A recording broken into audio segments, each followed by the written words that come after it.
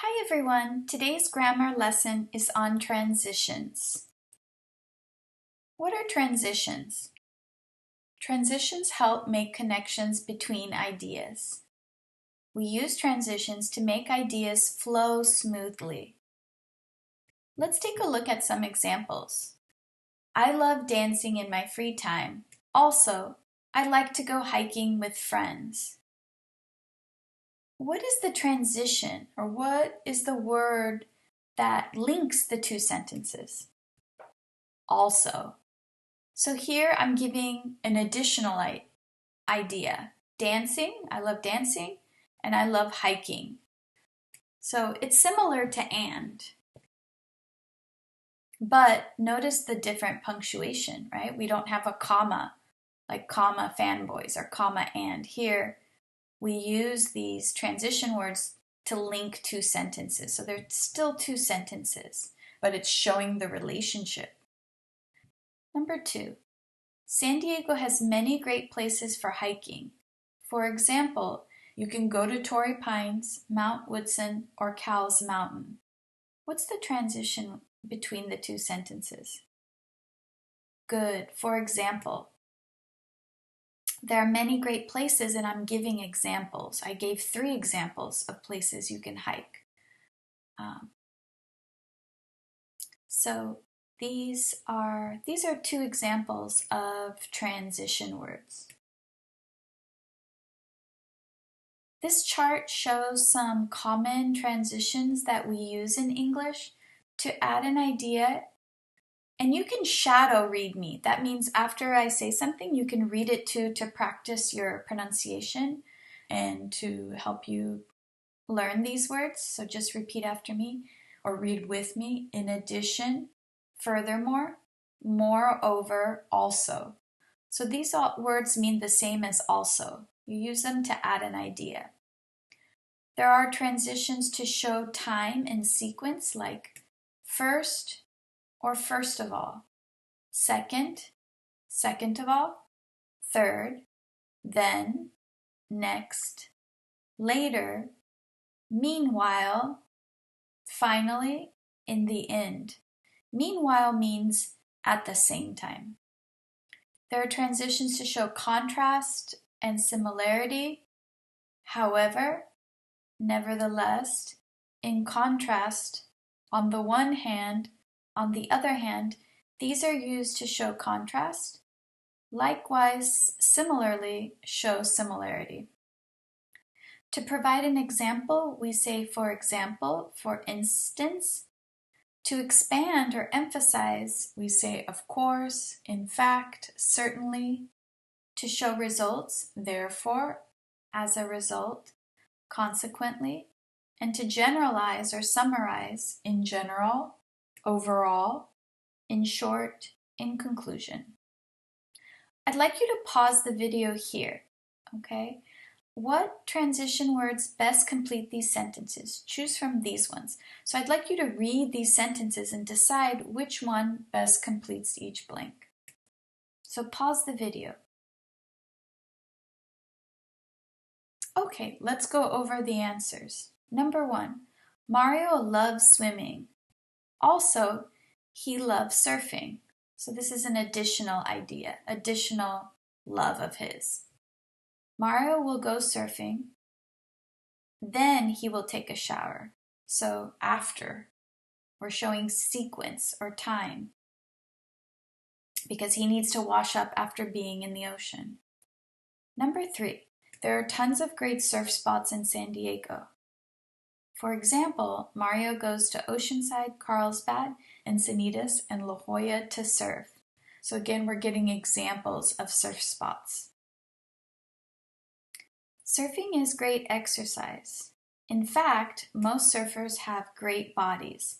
So here we want to emphasize or expand on what this great exercise means. We're expanding. It means they have great bodies. Number 5, surfing is great exercise. Overall, it works every part of your body. So this is like generally. I'm not talking specifically, but generally. I'm not talking about which parts, just in general. It works different parts of your body. Number 6, surfing is a lot of fun. However, it can be dangerous. Here I'm showing contrast. It's similar to but. It's fun, but this is the problem. It can be dangerous. There are sharks. The current can pull you in. So there's lots of be careful if you surf. So here we have examples of transitions. Let's review the different sentence types to make sure you understand English punctuation.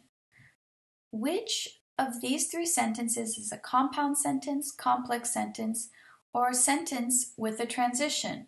What do you notice about the punctuation? So you might want to pause the video here. Number 1, I love studying English. However, sometimes I'm very busy. What kind of sentence is this? Compound, complex, or transition? Correct, it's a transition. We have our transition word. However,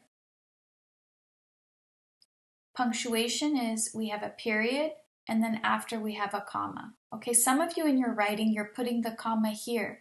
But when we use transitions, if you have 2 complete sentences, you need to use a period. Like, I love studying English. This is a complete sentence. It's got a subject, a verb, and a complete thought. And then the second part is also a complete sentence. Sometimes I am very busy. It has a subject, a verb, and a complete thought. So if that's the case, you put a period and then a comma after the transition word. Number 2, I love studying English, but sometimes I'm very busy. What type of sentence is it? Compound, yes, because it has our fanboys or coordinating conjunction. Number 3. Oh, and with number 2, notice we have the comma, okay? When you have 2 independent clauses and your coordinating conjunction. Number 3, although I love studying English, sometimes I'm very busy. What type of sentence is this? It's a complex sentence. Why? Because it has the subordinating conjunction, although, and this is the dependent clause. Although I love studying English, comma, sometimes I'm very busy, and then it's followed by an independent clause. There are also other ways to begin sentences.